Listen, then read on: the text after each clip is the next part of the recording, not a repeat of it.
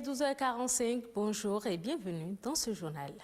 La drépanocytose est une maladie génétique qui sévit pour la plupart du temps en Afrique. Vivre avec ce mal est aujourd'hui possible. Les acteurs de la santé sensibilisent sur les moyens de prévention et de prise en charge. Le poisson fumé, les Béninois en raffolent. Il occupe une place importante dans leur alimentation, mais sa consommation n'est pas toujours bénéfique pour la santé.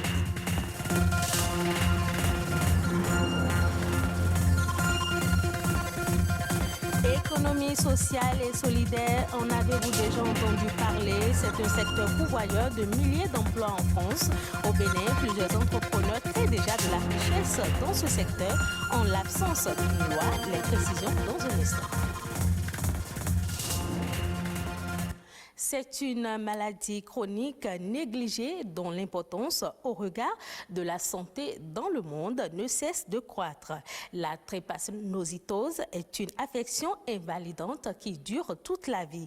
Peut-on vivre aujourd'hui avec la drépanocytose? Quelles sont les actions nécessaires pour améliorer la qualité de vie de celles et ceux qui vivent avec cette maladie invalidante? Réponse à ces interrogations dans ce reportage de Rodrigue Babagbeto. C'est à l'âge de 19 ans que cette jeune patiente apprend qu'elle est drépanocytaire. 2 ans après, elle doit faire face à une complication chronique de la maladie. Ses os se détériorent. C'est pas facile. Quand les crises viennent, on a mal partout. On prend le comprimé. On a juste envie que les douleurs cessent. Impuissante face à cet état de son enfant, une mère dont la voix trahit le lourd regret que les yeux arrivent facilement à ne pas exprimer.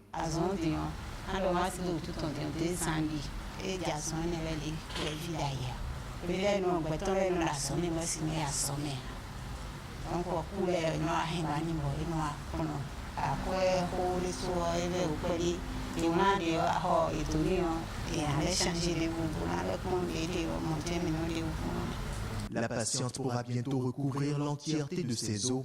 Seulement, son état actuel aurait pu être évité. L'idéal aurait été de pouvoir prendre en charge au plus tôt, dès la naissance. On pose le diagnostic de la drépanocytose si cette maladie existe chez les enfants, pour que ces enfants fassent l'objet de suivi systématique et régulier.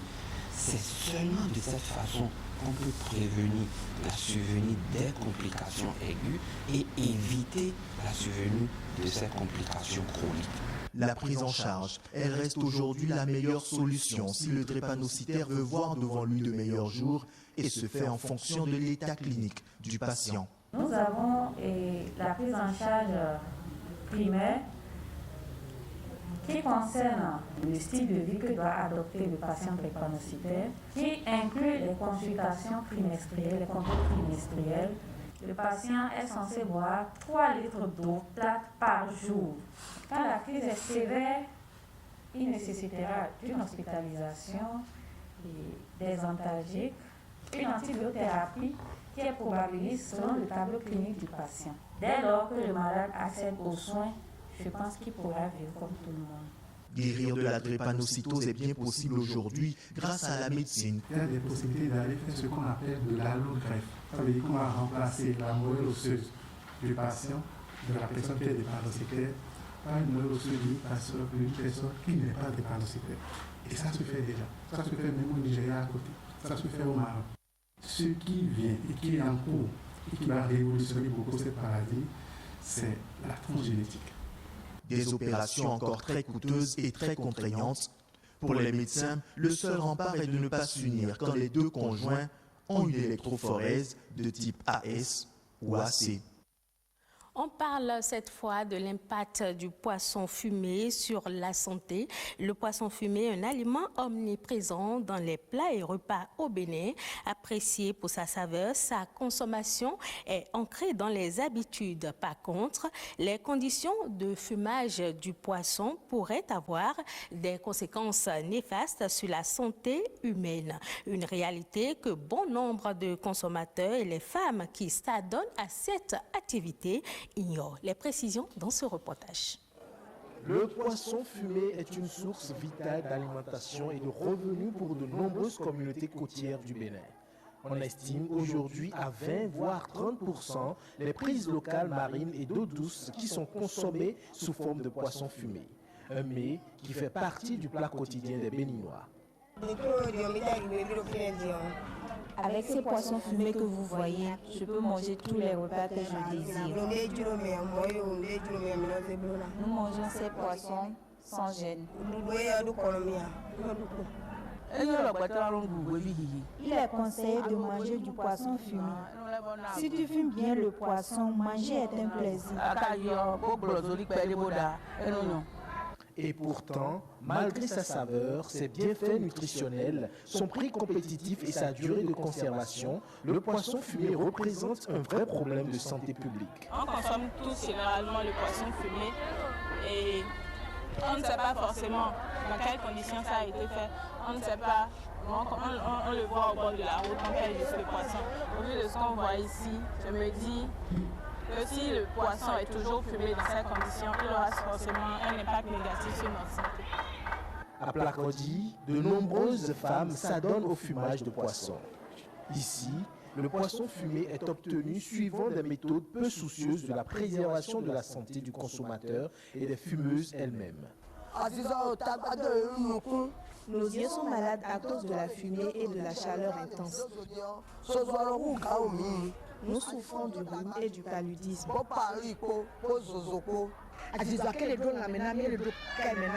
La fumée a un effet nocif sur nos yeux et nos cœurs. Une activité génératrice de revenus qui les expose à des risques sanitaires. Au niveau du fumage, même on a constaté qu'il y a une grande quantité de fumée qui s'accole sur ces poissons-là. Et sur ces fumées-là qui contiennent les hydrocarbures aromatiques polycycliques qui sont cancérigènes et même aussi les goudrons qui créent le cancer une fois que ça se retrouve dans l'organisme humain. Pour éviter ces conséquences néfastes, quelques précautions sont tout de même indispensables. Comme précaution, d'abord au niveau des transformatrices, au niveau des dames qui font le produit, il faut les conseiller de fumer les poissons avec sa peau. Aux consommateurs, je leur demande d'enlever d'abord la peau de poisson qui est fumée, et de deux, de laisser tremper le poisson dans de l'eau. Si c'est le poisson fumé, de laisser tremper ça dans de l'eau.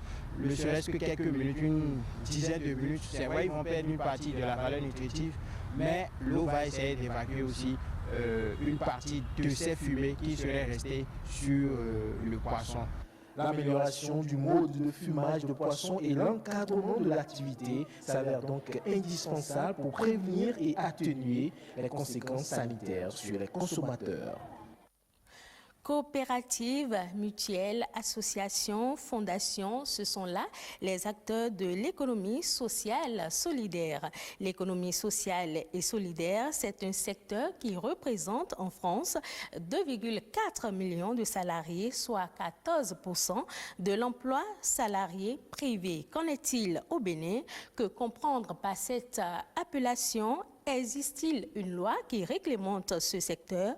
Hervé Agboton, spécialiste de l'économie solidaire et sociale, nous éclaire. Suivons plutôt. L'économie sociale et solidaire regroupe des organisations telles que les associations, les coopératives, les fondations et les mutuelles. C'est un ensemble d'activités économiques à utilité sociale pour construire une nouvelle manière de faire et de vivre l'économie à travers l'entrepreneuriat collectif et les entreprises sociales.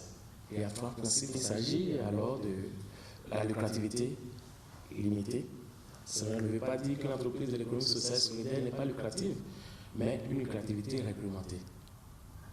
Le principe démocratique, une personne, une voix.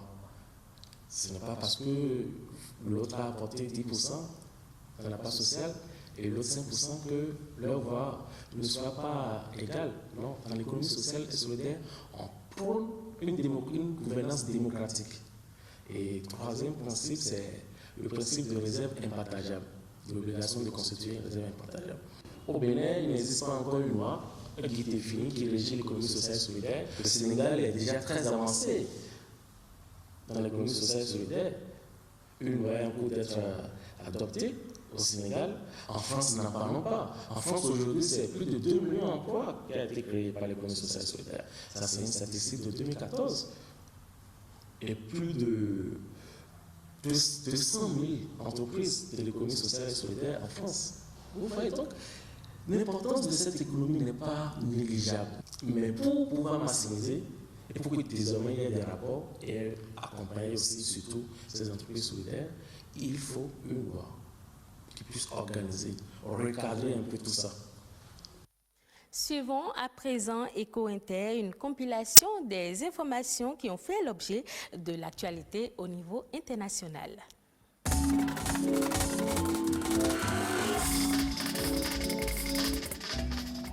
Après avoir interdit les importations d'oignons le 8 février dernier pour promouvoir la production locale, le gouvernement zambien revient sur sa décision pour éviter une flambée des prix. Le ministre de l'Agriculture l'a reconnu, le pays a aujourd'hui un besoin urgent de 10 000 tonnes d'oignons.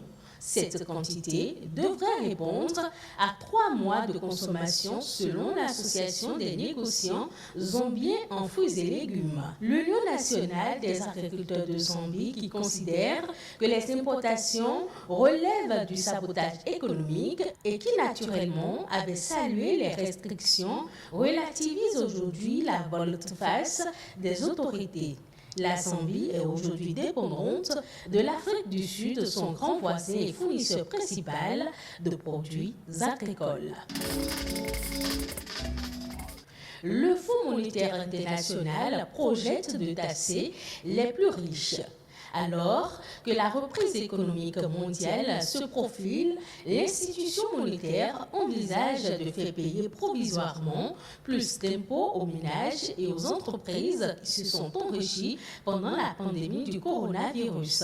L'objectif de cette hausse des impôts est de soutenir les plus vulnérables.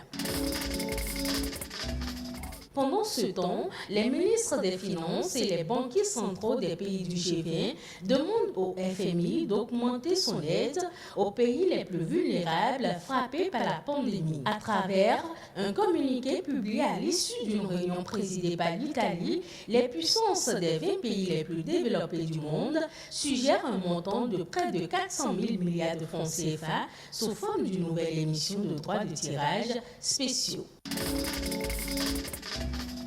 Le ministre allemand de la Santé a annoncé ce 8 avril que son pays allait engager des discussions avec la Russie en vue d'un achat éventuel de Sputnik V en cas d'approbation du vaccin anti-Covid par les autorités européennes. Selon lui, cette décision a été prise par son pays après que la Commission européenne ait décidé de ne pas négocier au nom des 27 pays de l'Union l'achat du sérum Sputnik V. En Ouganda, une jeune entreprise s'est lancée dans la fabrication des serviettes hygiéniques avec des fibres de bananier. L'entreprise envisage de mettre les protections hygiéniques à la disposition des populations des zones rurales, des localités où ces protections sont encore difficilement accessibles et où les femmes doivent encore trouver des solutions alternatives pendant leurs règles.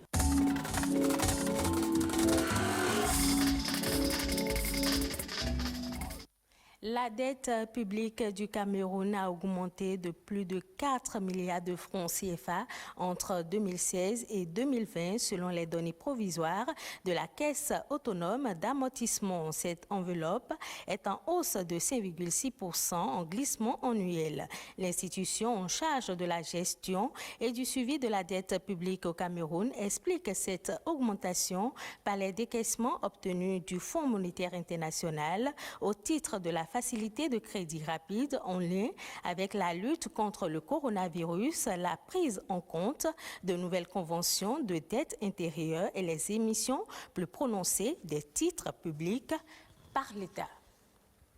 C'est la fin de ce journal. Merci de l'avoir suivi. Retrouvez cette édition sur le site de l'ORTB, www.ortb.bj. Prochain rendez-vous de l'information, 19h45.